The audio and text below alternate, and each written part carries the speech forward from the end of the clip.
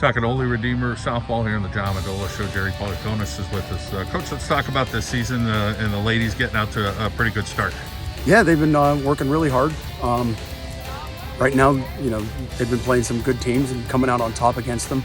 Playing some hard ball, and I'm really proud of what they're doing so far. Usually starts on the mound, and for this team, let's talk a little bit about how you're getting your pitching done. Jenna's doing a really good job.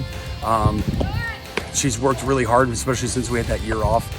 She stuck with it and kept working harder and harder, and it shows this year already. It caught a lot of us by surprise that she's thrown as well as she is. What's it been like having a year off and then coming back? And yeah, you feel for the young ladies, but at the same time, everybody's kind of in the same spot, and you just gotta roll with the punches, so to speak. Yeah, I mean, it's tough because you don't know who your opponents are necessarily. You know they're decent, but you don't know exactly who they have now.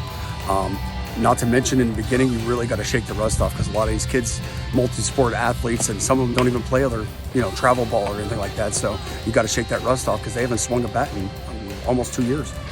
A lot of success with this program. Let's talk about how things change. Other teams start working. We get the ups and downs of programs.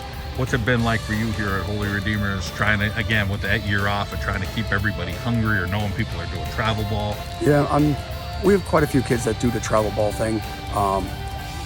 They all work hard.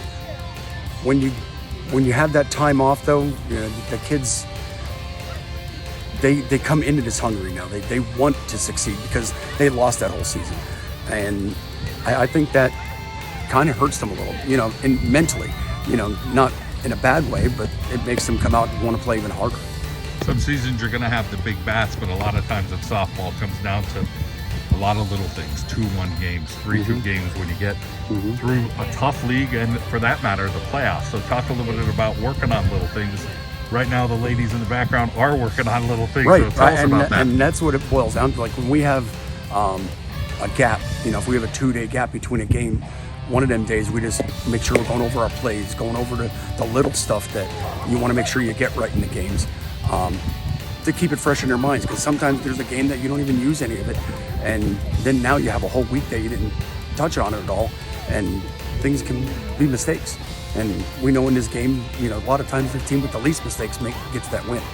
We've had a lot of different programs get shut down in various sports throughout this whole year.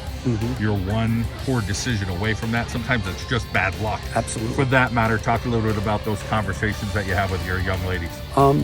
We try to stay open with them as much as we can. We try to tell them, if they have to, just stay home. Don't go and hang out and be crazy. I don't think this is over, especially when it comes to the kids. So they got to be smart, and keep their distance, but also keep practicing.